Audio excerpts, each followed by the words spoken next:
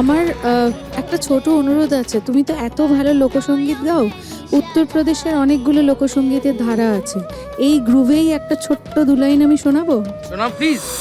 নেশা লাগিল রে বাঁকা দু নয়নে, নেশা লাগিল রে সাঁवरिया प्यारा रे मोरी गुइया साँवरिया प्यारा रे मोरी गुइया वो तो ठाड़े कदम की छैया, वो तो ठाड़े कदम की छैया रूप का मारा रे मोरी गुइया साँवरिया प्यारा रे मोरी गुइया।